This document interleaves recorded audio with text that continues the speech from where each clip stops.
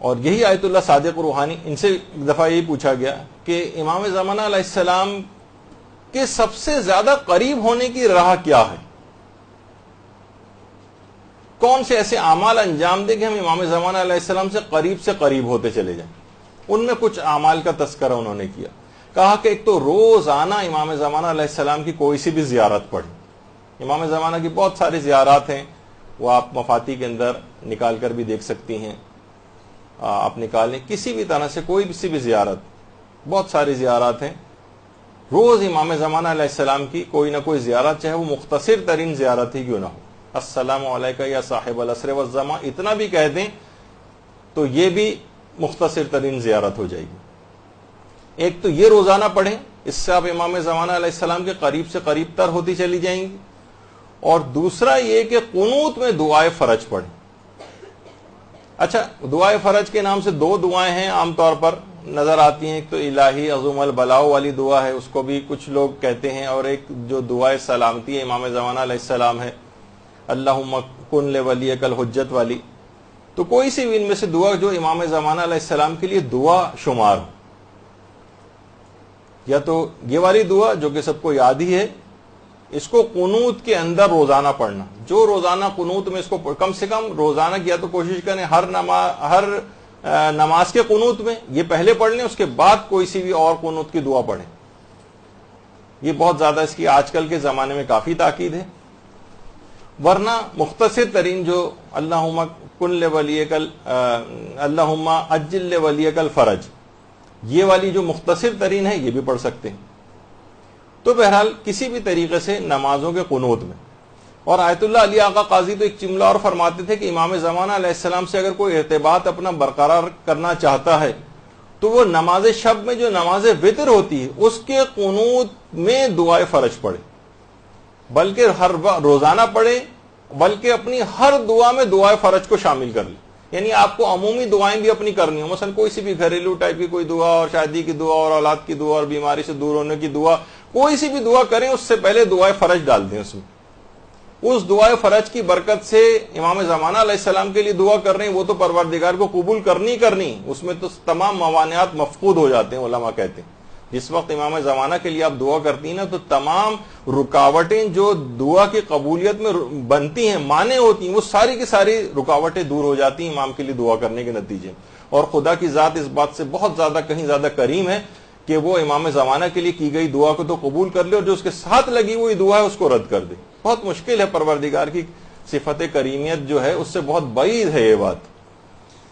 تو یہ والی دعا ہر دعا کے ساتھ اس کو لگا لیں۔ تو فرماتے ہیں کہ اس طرح سے آپ امام زمانہ علیہ السلام کے بہت قریب ہوتے چلے جائیں گے۔ اور آیت اللہ صادق روحانی ایک بات اور فرماتے ہیں، وہ یہ فرماتے ہیں کہ اپنے اعمال اور اپنی عبادات کو مستقل طور پر حضرت حجت کو ہدیہ کرنے کی عادت ڈال لیں۔ یہ حضرت حجت سے قریب ہونے کا بہت بہترین ذریعہ۔ اور اگر آپ نے فرماتے ہیں کہ اگر آپ نے اس کی عادت ڈال لی تو کچھ ہی عرصے میں آپ کو خود احساس ہو جائے گا کہ آپ امام زمانہ علیہ السلام کے بہت قریب آ گئے۔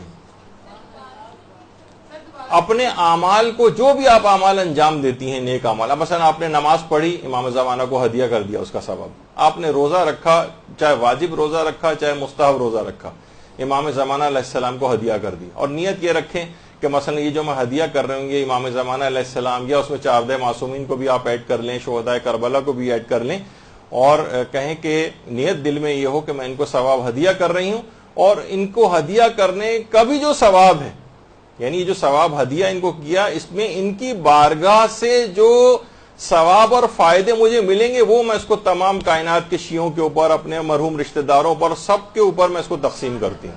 اللہم صلی علی محمد۔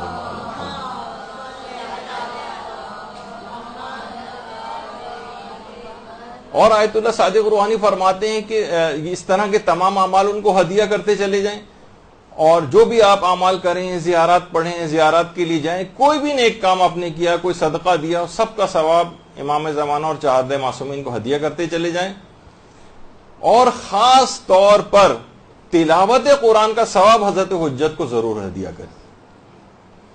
خود فرماتے ہیں آیت اللہ صادق روحانی کہ میں روزانہ، اپنے فتوے کے اندر انہوں نے بات لکھی کہ میں روزانہ حضرت معصومہ قم سلام اللہ علیہ درود بھیجیے محمد صلی اللہ علیہ وسلم.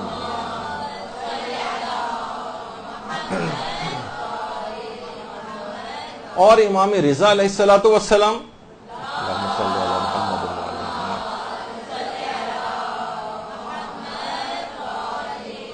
میں روزانہ ان کی نیابت میں زیارت عاشورہ پڑھتا ہوں اور روزانہ وقت سحر فجر کی نماز سے پہلے میں تمام معصومین کی نیابت میں کچھ تلاوت قرآن کر کے ان کو ہدیہ کرتا ہوں.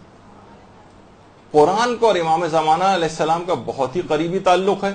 یہی وجہ ہے کہ امام زمانہ علیہ السلام کا ایک لقب شریک القرآن بھی. جب بھی آپ زیارت میں بھی کہتی ہیں نا السلام علیکم یا شریک القرآن. اور دیکھیے قرآن بھی کتاب ہدایت ہے, امام زمانہ خود عین ہدایت ہے. قرآن ہر چیز کو آشکار کرنے والا ہے اور امام زمانہ علیہ السلام بھی جب آئیں گے تو ہر چیز کو آشکار کر دیں گے. بہت ساری مماثلت امام زمانہ علیہ السلام اور قرآن مجید میں. تو تلاوت قرآن امام زمانہ علیہ السلام کو ہدیہ کریں. اور دیکھیے آپ خود سوچیں کہ ہم جب کسی کو ہدیہ کرتے ہیں نا تو خود مثلا آپ اپنے کسی مرحوم رشتہ دار کو ہدیہ کریں تو خود اس ہدیہ کرنے کے بعد بہت سے لوگ یہ سمجھتے ہیں کہ شاید ہمارا ثواب ختم ہو جاتا ہے ہدیہ کرنے سے اور اس کے پاس چلا جاتا ہے. آپ کا ثواب دگنا ہو جاتا ہے, بلکہ 10 گنا ہو جاتا ہے, بلکہ نہ جانے کتنے گنا ہو جاتا ہے دوسروں کو ہدیہ کرنے سے.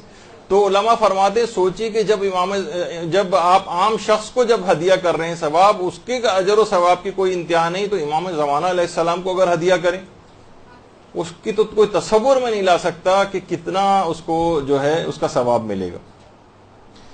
اور باقاعدہ مکیال المکارم میں بھی آیت اللہ تقی اصفہانی نے اس واقعے کو لکھا ہے اور رسول کافی سے اس کو نقل کیا ہے کہ ایک شخص آیا امام کے پاس, امام موسیٰ کاظم علیہ الصلوۃ والسلام کی خدمت.